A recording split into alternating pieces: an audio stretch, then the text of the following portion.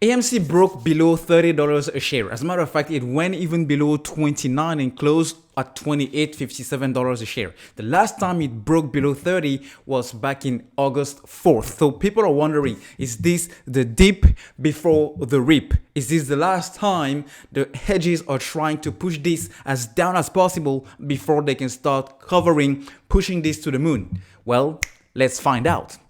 When you look at the chart, folks, it's messy. It might instigate a little bit of, fear.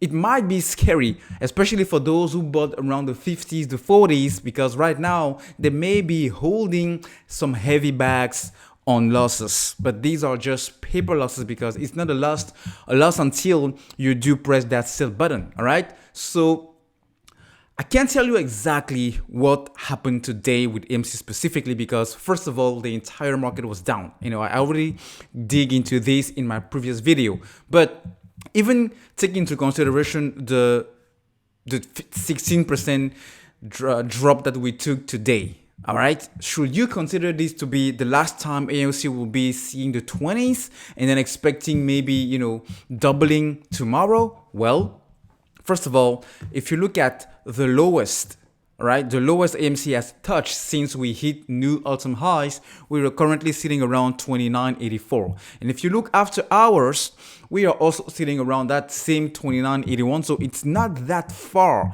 from this lowest point since we hit the the 70s. All right, this is a new all-time high this year.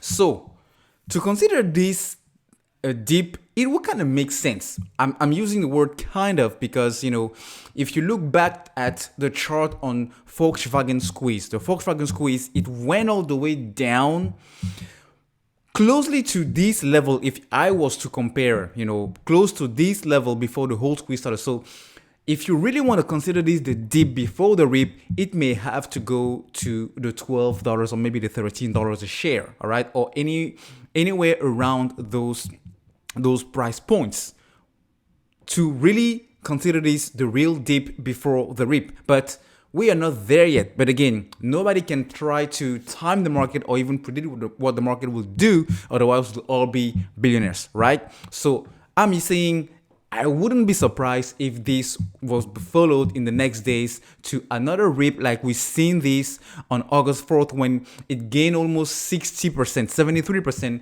when it touched that low level of $29.84 back in August 4th. All right. So maybe, as we've seen multiple times in the past before today, it might actually follow with this pattern because this creates a good buying entry point. This creates a buying opportunity not only for the people who are still wondering, how can I get as much shares as possible in AMC? Well, when AMC was trading back in the 40s, well, now you're almost 30%.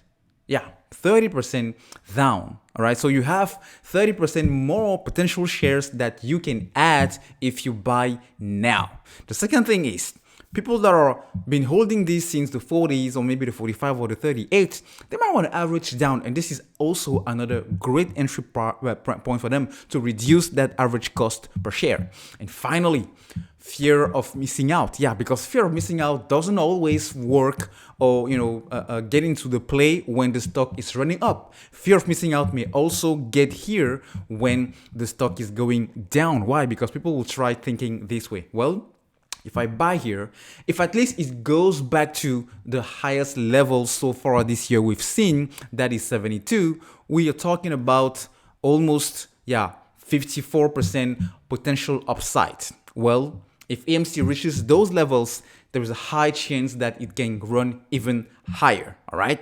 So that's also how fear of missing out can get into the play here and attract some more buying pressures. So to end this video, guys, the straight answer is nobody knows for sure, because again, you cannot predict the future and it's really, really difficult to try to time the market. You're pretty much following and trying to capture thin air, the wind. You're running after the wind, which is pretty much impossible. But I wouldn't be surprised if that's the case, but hey, only time will tell.